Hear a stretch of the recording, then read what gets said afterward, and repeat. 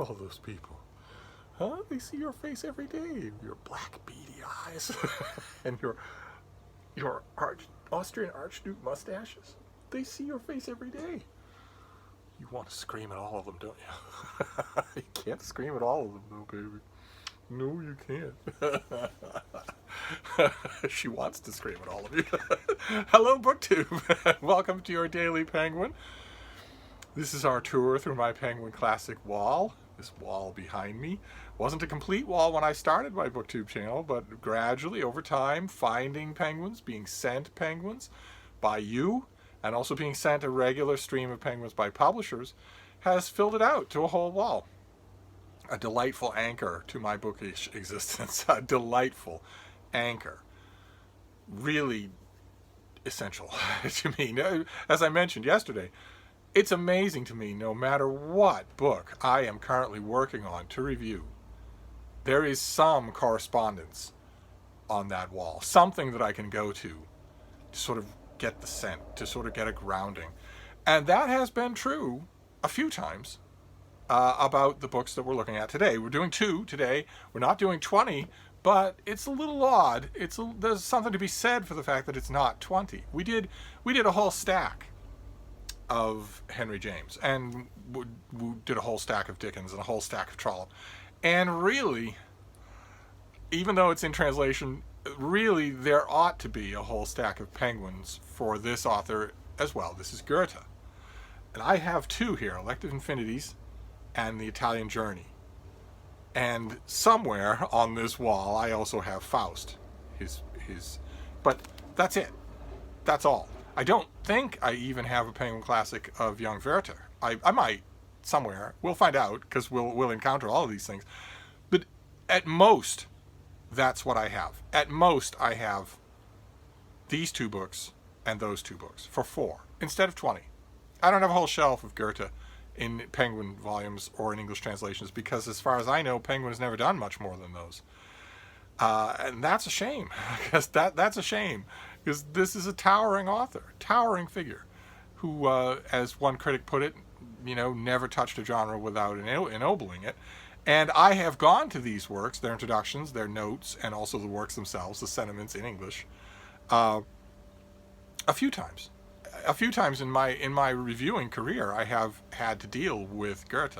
One time in particular, with a gigantic 1,000-page essential Goethe volume that I really wish I still had.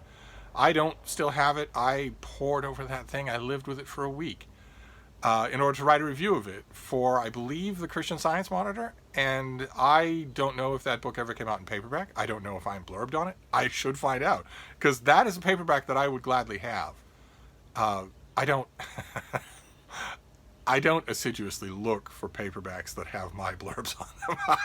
I don't do that. Not only because, A, believe it or not, I know you all are well familiar with my particular brand of egomania, but believe it or not, if I were going to assiduously look for paperbacks with named blurbs on them, it would be the names of friends of mine. It wouldn't be mine. And B, I just complacently wait for paperbacks to be sent to me, and they often aren't. They often aren't. So who knows how many are out there. I could be blurbed on, I think it was called The Essential Goethe. It was huge. One way or another, I wish that I still had that volume. But I prowled my Penguin wall when I was researching and reading up and getting the old scent back to write about that volume. And I do occasionally do that otherwise when I encounter some other work that touches on this author. But it only reminds me every time I do that how poorly served he is by Penguin Classics. I understand most English-speaking readers don't know anything about this author, or if they do, they know Faust, and that's it. Most of them don't have any idea the breadth of his life or the interest of his life. There was a massive 2-volume biography of him that was really good reading, but it doesn't make a dent. I'd love to know. I think that Essential Goethe volume was for Norton. I'd love to know how it sold, or if it did. But one way or another, Penguin, they gear their books at least partly for schools, and you're not really going to teach much by Goethe other than Faust, and maybe The Sorrows of Young Werther, and maybe these two books. This is nonfiction, this is fiction. The Italian Journey is probably my favorite thing by this author. And if I remember correctly, it has a really good introduction. The introduction is by Elizabeth Mayer and some guy named W.H. Auden.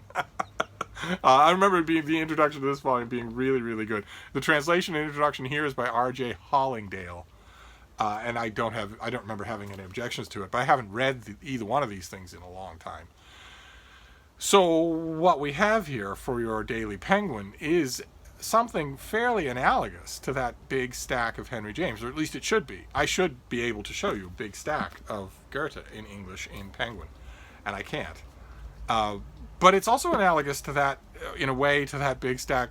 I mean, Henry James is preeminent, so is Goethe, but it's also analogous because Goethe in English and in German has never really done it for me. I know that's a bit of a sin to say, but he has never really done it for me in a way that a lot of other German authors have.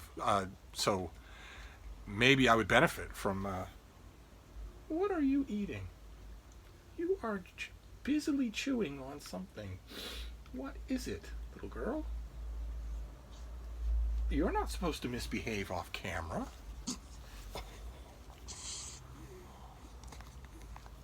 She's eating something. What are you eating? Huh? It's gone now. You must have bolted it down the hatch. You are well fed. And you have treats. There's nothing for you to eat on the floor. No reason for you to do it.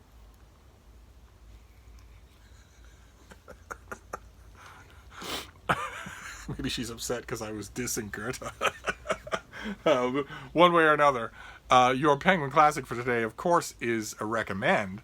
I definitely recommend The Italian Journey, and but I recommend neither. If you have never read Goethe and you're curious to dip a toe in the gigantic ocean of this author's output, it wouldn't be either one of these books that I'd recommend. I'll have to wait until we encounter this author again. It'd be Faust, which he was working on right until he died, or it would be The Sorrows of Young Werther that took the whole of the continent by storm when it came out. A tiny little thing.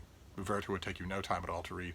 I would recommend both of these in their way and after their fashion, but if you only want a little exposure to this author, it wouldn't be either one of these things that I would do it for.